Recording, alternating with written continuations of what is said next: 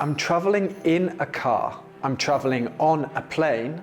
I'm traveling home for Christmas. It's nearly Christmas, and that means people will be traveling home to spend time with their families. In this lesson, we're going to learn prepositions of place and movement using the story Home for Christmas. Let's begin by learning prepositions of place. We need to use the prepositions in, at, and on. In the story Home for Christmas, the girls are in Ireland. In fact, they are in Dublin. For countries and cities, we use the preposition in. However, if you want to say specifically where somebody is, you can use the preposition at. For example, she is at the swimming pool. He is at school. The three girls are at the airport trying to go home for Christmas. Or we can say the three girls are in the airport. When we want to say that somebody is located inside a building, we can use the preposition in. We can also use the preposition on to say that somebody is located on a surface. For example, she is on the beach. They are on the football pitch.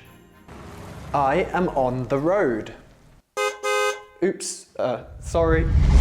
So now let's learn some prepositions for some specific vehicles. This time we only need the prepositions in and on. In the story Home for Christmas, their flight is cancelled and they can't go on the plane.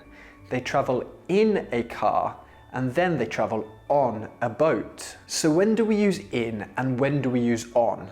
Follow this simple rule. If you can stand up on the form of transport, use the preposition on. They are on the plane. She is on the bus.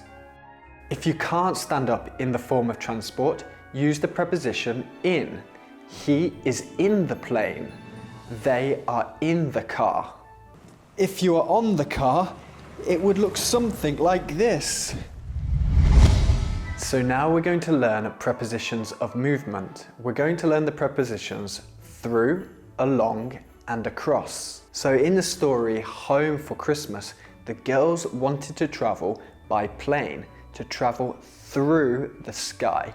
If you move through something, it means it completely surrounds you.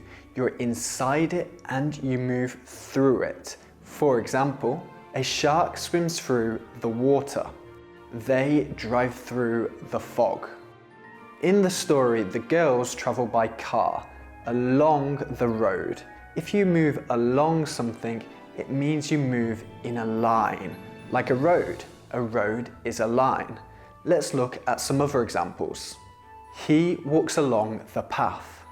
She walks along the shore. And finally, the girls travel by boat to Great Britain. They travel across the sea. If you move across something, it means you move from one side to the other. For example, he walked across the road. She walked across the field. So there we go. We have learned prepositions of place and movement using the story Home for Christmas. Now imagine that you are somewhere far away. It could be Antarctica or the North Pole. Imagine and write down your journey home from that place. Invent your own journey home for Christmas.